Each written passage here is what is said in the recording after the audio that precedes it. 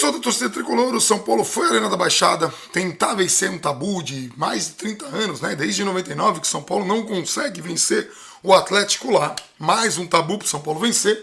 Foi enfrentar o Atlético Paranaense precisando da vitória para dar um alento para a torcida depois daquela traumática eliminação no Campeonato Paulista contra o Corinthians, no qual levou o gol aos 37, aos 47 do segundo tempo. Então a torcida de São Paulo, que estava assim muito chateada, esperava que na Copa do Brasil, para mim o campeonato mais importante desse ano, mas tem a Sul-Americana? Sim, mas a Copa do Brasil é um título que a gente não tem.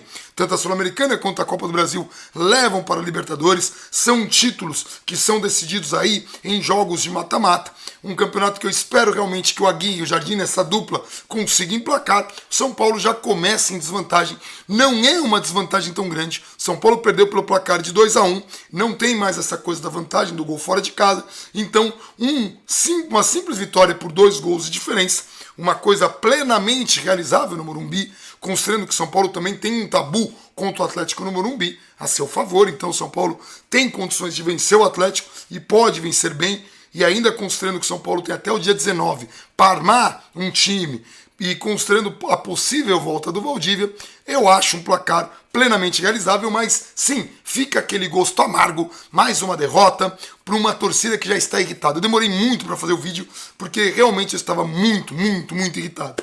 E se pouco azar é bobagem, né? O time de São Paulo foi com uma formação parecida com a qual enfrentou o Corinthians nessa eliminação, mas não conseguiu ter a mesma gana e acabou tomando um gol aos 23, né, do primeiro tempo, numa falha clamorosa de Rodrigo Caio. Então, assim, muita gente me condenou, porque sabe que eu defendo o Rodrigo Caio de muitas críticas injustas. Muita gente vê o Rodrigo Caio como o ápice do fracasso no São Paulo, como o principal responsável por todas as eliminações.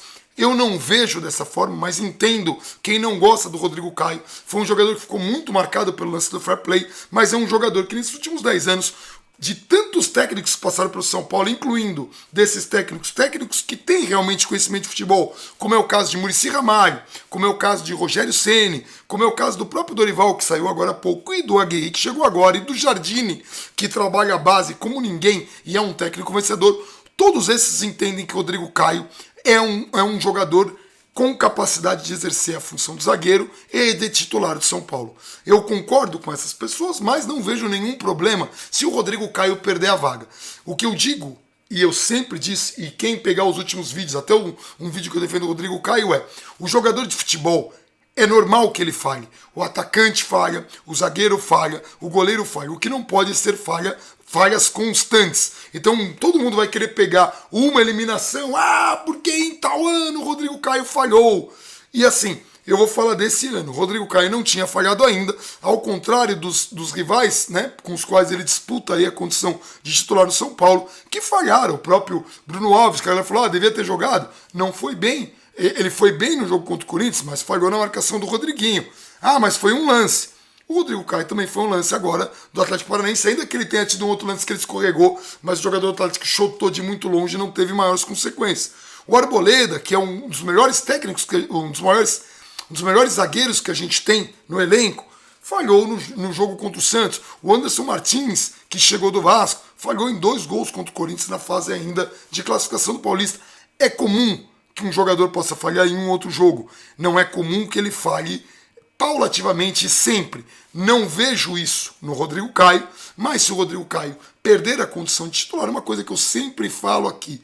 Eu prefiro estar errado e ser campeão do que estar certo e ver mais uma eliminação.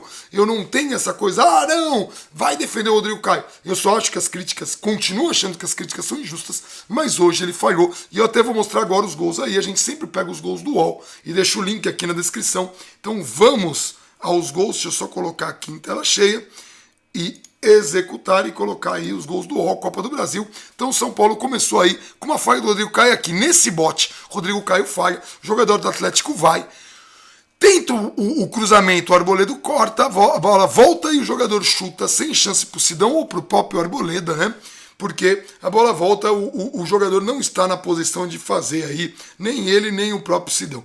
O São Paulo fez algumas trocas, mas aí, no segundo tempo, o Atlético Paranaense cobra um escanteio e a defesa falha. São 2 defesas São duas defesas, são duas falhas da defesa. Primeiro, o miolo de zaga, que não estava marcando ninguém. A bola vem muito alta, então muita gente falou, o Rodrigo Caio falhou. Não, aqui ele não falhou, a bola vem muito alta, né? E quem falha mais é o Reinaldo, mas o Reinaldo se redime no gol de São Paulo. Ele cruza para o Trellis diminuir. Então o Trellis diminuiu aí o prejuízo.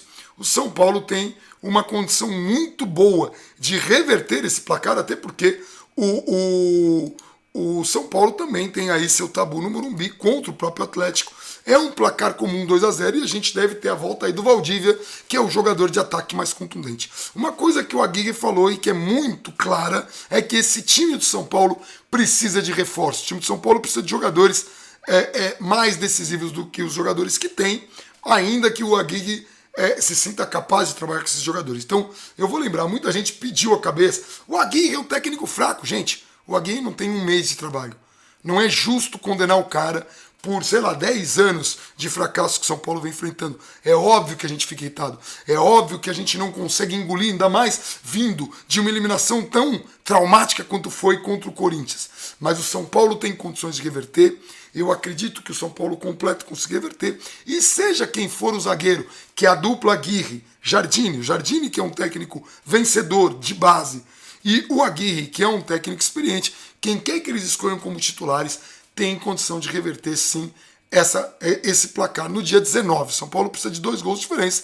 E eu considero a Copa do Brasil o campeonato mais importante, não apenas porque dá vaga para a Libertadores, mas porque é um título que São Paulo não tem e que me dói desde 2000, aquela eliminação para o Cruzeiro nos últimos minutos. Eu tenho uma obsessão pela Copa do Brasil. São Paulo precisa conquistar, porque é um torneio que não tem. Não que não deva ir com a mesma gana para a Sul-Americana e para o Brasileiro, que são os campeonatos que São Paulo ainda disputa nesse semestre agora, né, depois da eliminação do Paulista. Acabou a pré-temporada, é momento de São Paulo achar aí uma escalação, mas é claro, ficou bem claro que São Paulo precisa de reforço. Na lateral a gente espera que o Regis, que fez a estreia hoje, mas uma estreia já numa condição muito difícil, que ele consiga se firmar. Mas o São Paulo precisa de meia, o São Paulo precisa ver se esse atacante que veio do Uruguai, né, o Carneiro, consegue realmente suprir a necessidade de um jogador goleador. E aí o São Paulo precisa realmente de jogadores, como o Bausa dizia, de jerarquia. Então eu torço muito, não ligo para as críticas. A galera quiser criticar aí, você defendeu o Rodrigo Caio e agora ele falhou. Eu falei que ele podia falhar. É uma pena que ele tenha falhado num jogo como esse. E eu não tenho nenhum problema se ele perder a condição de titular. Não sei se isso vai acontecer. Não acho que as críticas ao Rodrigo Caio sejam justas. Ainda não acho que sejam justas. Mas hoje ele falhou clamorosamente. E muitas pessoas vão pegar falhas em outros jogos. Principalmente no ano passado, que ele teve 4 ou 5 falhas seguidas. E aí sim ele teve falhas logo depois do lance do fair play para a galera pegar no pé dele. Eu não acho que seja necessário condenar e também não acredito que o Lex esteja fazendo pressão. Não, tem que colocar o Rodrigo Caio porque a gente quer vender. Eu duvido que isso aconteça, porque quem comanda o futebol é o Raí e o Raí não deixaria isso acontecer porque o interesse do São Paulo é mostrar futebol para a sua torcida agora. Eu acredito que São Paulo consiga achar aí um time, vai ter muito tempo para trabalhar, que a dupla Aguirre-Jardine acha a melhor solução. Não é um resultado catastrófico, mas é um resultado que irrita, é um resultado que traz um gosto amargo e que fica aquele sentimento. Eu demorei muito para conseguir gravar esse vídeo, porque ainda estou muito irritado com a eliminação para o maior rival no Campeonato Paulista, do modo como aconteceu nos acréscimos, e agora esse jogo que eu realmente esperava uma vitória, já que o Atlético Paranaense só tinha 4 jogos nessa temporada nova, então o time ainda estava se ajustando, mas conseguiu vencer o São Paulo, um São Paulo que, fique bem claro, que não conseguiu jogar, tá? O Cueva foi muito mal, os volantes não foram bem ali, salva o Jusilei conseguiu fazer uma marcação, o Militão não foi bem, o Reinaldo falhou no gol, apesar do cruzamento que permitiu o Trellis, o esforçado Trellis, a diminuir o prejuízo. Ou seja, o São Paulo, de modo geral,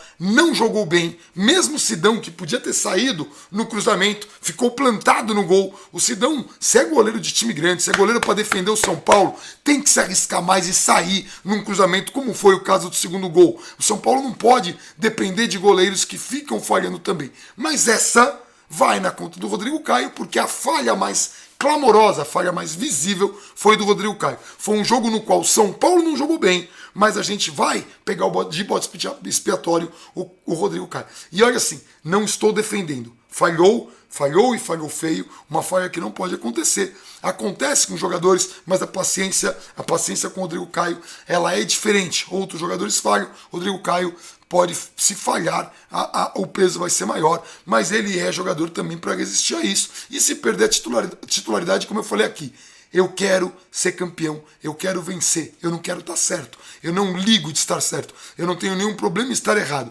eu prefiro estar errado e ser campeão do que estar certo e vir em eliminação. Eu sempre falo isso há muito tempo e é uma pena esse resultado, não é um resultado catastrófico. Realmente acredito, mas é óbvio que nenhum torcedor são paulino estará tranquilo até que esse jogo do dia 19 aconteça e até que São Paulo consiga passar para a próxima fase. E no meio de tudo isso a gente ainda tem estreia contra o Paraná pelo Brasileiro e a gente ainda tem Sul-Americano. Então vamos, enfim, nos fortalecer para tudo isso, né? Hoje já é quinta-feira aí pra galera, já é quinta-feira, então amanhã tem texto do Gabriel Perecini, na terça-feira tem live para tentar absorver tudo isso e logo começar o Brasileiro a gente vai ter aí os programas do Raí Monteiro para explicar aí o Taticamente Falando, para explicar tudo sobre táticas no futebol e os jogos SPFC de sextas-feiras, que vai contar a história de São Paulo, esse time que tem uma grandeza absurda, mas que há 10 anos não consegue mostrar essa grandeza dentro de campo e que machuca o torcedor são paulino. Eu realmente acredito que nós teremos um ano melhor do que tivemos no ano passado, apesar dessa derrota. Então é isso, galera.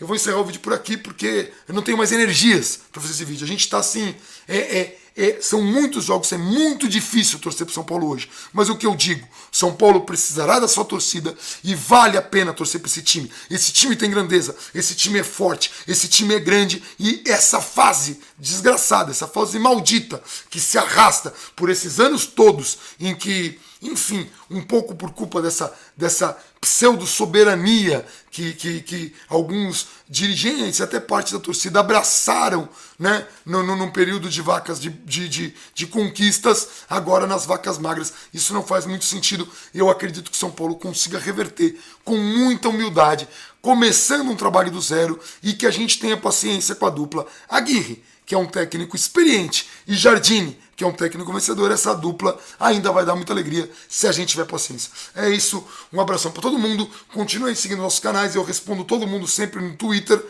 @falabandana, o Instagram é a Vives, que também é @falabandana, tem o facebook.com /falabandana, que a gente coloca todo o nosso conteúdo, e o site falabandana.com, que está lá todos os vídeos e tudo que a gente produz, e depois estará lá o Taticamente Falando e os jogos da SPFC assim que estrearem, né? Já estrearam, mas assim que começarem regularmente, né? E semanalmente, como tem que ser, tá bom? É isso, não tem muita energia hoje, eu estou muito irritado, mas vamos continuar torcendo. Na terça-feira eu volto para a live, então eu espero vocês aqui.